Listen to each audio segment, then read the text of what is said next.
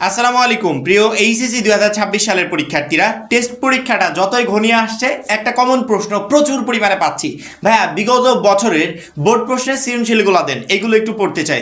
বিগত বছরের বোর্ড প্রশ্ন পড়লে পরীক্ষার হলে কি কমন পাবো? বিগত বছরের বোর্ড প্রশ্নগুলো কতটা গুরুত্বপূর্ণ আমাদের জন্য? এগুলো পড়লে এখান থেকে কি পরীক্ষার হলে সেম টু সেম প্রশ্ন আসবে? অর্থাৎ বিগত বছরের বোর্ড প্রশ্ন নিয়ে বিভিন্ন রকমের প্রশ্ন, এক একটা শিক্ষার্থী এক এক ধরনের প্রশ্ন করছে।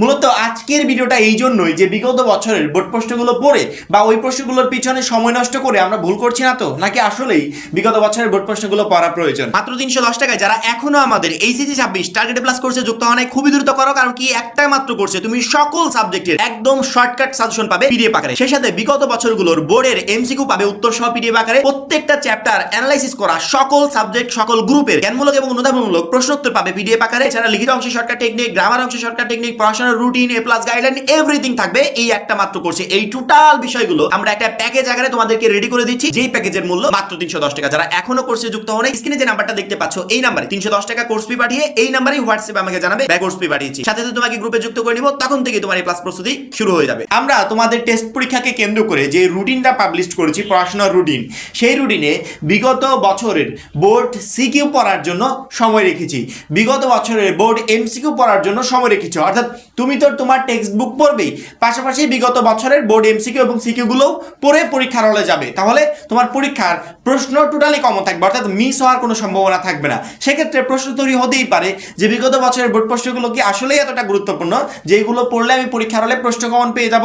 আমার প্রথম কথা, যদি বোর্ড পরীক্ষা রিলেটেড প্রশ্ন করো যে ভাইয়া বিগত বছরের বোর্ড প্রশ্ন পড়লে সেম টু সেম বোর্ড পরীক্ষার হলে পেয়ে যাবো কিনা, আমার ক্লিয়ার উত্তর না, একদমই না। তুমি কখনো বিগত কয়েক বছরের বোর্ড প্রশ্ন পড়ে সেম টু সেম ওইখান থেকে তুমি বোর্ড পরীক্ষায় প্রশ্ন পাবে না। কারণ কি, বোর্ডে যারা প্রশ্ন রেডি করে তারা বিগত বছরের বোর্ড প্রশ্নগুলোর দিকে খেয়াল করে না বা ওইখান থেকে তুলে দেয় না, তারা নতুনভাবে কোশ্চেনগুলো রেডি করে। সেক্ষেত্রে সেম টু সেম কমন আসবে না, কিন্তু সেম নিয়মের আসতে পারে। কারণ কি, একটা অধ্যায় থেকে কোশ্চেন রেডি করেছে, তো ওই অধ্যায় থেকে 3 বছর আগে যে প্রশ্নটা রেডি করেছে সেই প্রশ্নের নিয়ম যেমন ছিল এক, পরবর্তীতে 3 বছর পরে যে কোশ্চেনটা রেডি করেছে সেটার ক্ষেত্রে তার নিয়ম পরিবর্তন হয়ে যায়নি, নিয়ম একই রকম থাকবে। সেক্ষেত্রে আমরা বিগত কয়েক বছরের বোর্ড প্রশ্ন যখন অ্যানালাইসিস করব, যখন ওই প্রশ্নগুলো পড়বো, যখন সলভ করার চেষ্টা করব, ওই রিলেটেড কোশ্চেনগুলো আমাদের বোর্ড পরীক্ষায় দেয়। অর্থাৎ সেম টু সেম দিবে না, একই রিলেটেড বা মিল থাকতে পারে কিছুটা, এরকম প্রশ্ন আসবে। কিন্তু টেস্ট পরীক্ষার ক্ষেত্রে আলোচনা করি, টেস্ট পরীক্ষার ক্ষেত্রে হিসাব আলাদা। টেস্ট পরীক্ষার প্রশ্ন কারা তৈরি করে? বোর্ড তৈরি করে না, টিচাররা তৈরি করে। তো টিচাররা যখন প্রশ্ন তৈরি করে, টিচাররা বিগত কয়েক বছরের বোর্ড প্রশ্ন দিক খেয়াল করতেই পারে। একটা টিচার কোশ্চেন রেডি করার সময় বিগত কয়েক বছরের বোর্ড প্রশ্ন অ্যানালাইসিস করে রেডি করতেই পারে, যাতে ওই কোশ্চেন সম্পর্কে একটা শিক্ষার্থীর ধারণা হয় যে বোর্ড প্রশ্ন সাধারণত কেমন হয়ে থাকে। শিক্ষার্থীরা যখনই এই টেস্ট পরীক্ষাগুলোতে ভালো রেজাল্ট করবে, তার শতভাগ নিশ্চয়তা থাকে ফাইনাল পরীক্ষাতেও ভালো রেজাল্ট করার।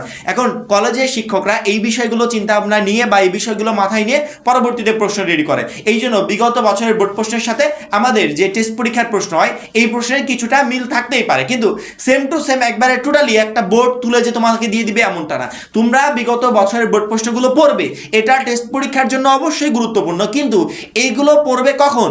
যখন তোমার হাতে এক্সট্রা টাইম বেঁচে থাকবে। অর্থাৎ তুমি তোমার টেক্সট বুক সুন্দর মতো কমপ্লিট করেছো, আমরা যে পিডিএফ গুলো দিলাম সেগুলো সুন্দর মতো কমপ্লিট করেছো। এইগুলো কমপ্লিট করার পরে তোমার যে এক্সট্রা টাইমটা বেঁচে থাকবে, এই টাইমে তুমি বিগত কয়েক বছরের বোর্ড প্রশ্ন, সে সিকিউ হোক বা এমসিকিউ হোক, এগুলো তুমি সলভ করবে।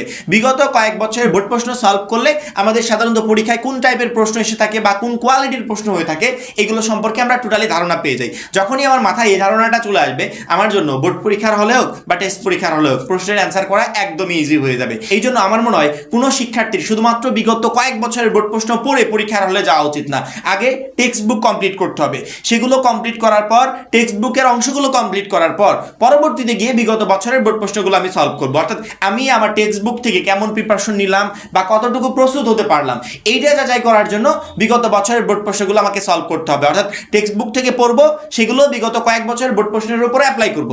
যখনই বিগত বছরের বোর্ড প্রশ্নগুলো আমি ইজিলি সমাধান করতে পারবো, সেক্ষেত্রে টেস্ট পরীক্ষা বা ফাইনাল পরীক্ষা হোক, যে কোনো পরীক্ষায় আমি একটা ভালো রেজাল্ট করতে পারবো। এই জন্য বিগত বছরের বোর্ড প্রশ্নগুলো ইম্পর্টেন্ট, কিন্তু সেটা আমার টেক্সট বুকের বেশি না। আমি আমার টেক্সট বুকটা সুন্দর মতো কমপ্লিট করব, সেখান থেকে একটা বেস্ট প্রিপারেশন নিব, পরবর্তীতে বিগত কয়েক বছরের বোর্ডের এমসিকিউ হোক বা সিকিউ হোক, এগুলো সলভ করে যাব। এই জন্য আমরা যে রুটিনটা রেডি করেছি, আমরা এই রুটিনেও শুধুমাত্র কোনো শিক্ষার্থীকে বলি নাই যে তুমি বিগত বছরের বোর্ড প্রশ্ন পড়ে যাও, এখান থেকে টেস্ট পরীক্ষায় কমন আসবে, কেউ এই কথা বলবে না। তা আমরা কোনো শিক্ষার্থীকে বলি নাই যে টোটালি শুধুমাত্র বিগত বছরের এমসিকিউ পড়ে যাও, এখান থেকে কমন আসবে। অনেক শিক্ষার্থী অলরেডি এইভাবে প্রিপারেশন নিচ্ছে, শুধুমাত্র বিগত বছরের বোর্ড এমসিকিউ আর সিকিউ 5 বছর দেখে যাচ্ছে যে এখান থেকে কমন চলে আসবে। এই বোকামি আপাতত করো না।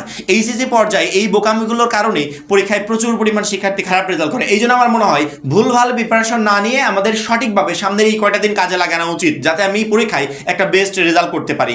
বিগত বছরের বোর্ড প্রশ্নগুলো গুরুত্বপূর্ণ, কিন্তু সেটা আমার টেক্সট বইয়ের চাইতে বেশি গুরুত্বপূর্ণ না। অর্থাৎ টেক্সট বইটা কমপ্লিট করে সেখান থেকে বেস্ট একটা প্রিপারেশন নিয়ে পরবর্তীতে সেইগুলো আমি বিগত কয়েক বছরের বোর্ড প্রশ্নের উপর অ্যাপ্লাই করব, বা বিগত কয়েক বছরের বোর্ড প্রশ্নগুলো আমি তখন তার পরবর্তীতে গিয়ে সলভ করব।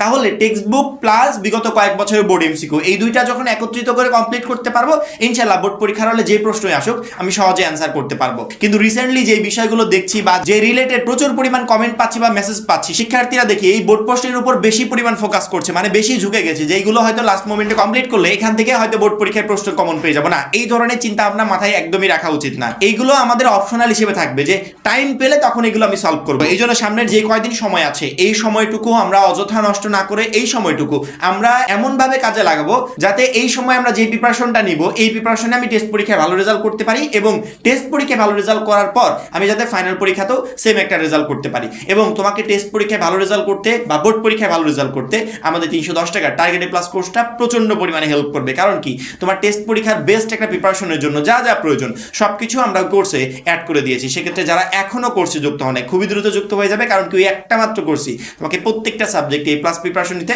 প্রচন্ড পরিমাণে হেল্প করবে। সবাই ভালো থাকবে, সুস্থ থাকবে, আল্লাহ হাফেজ।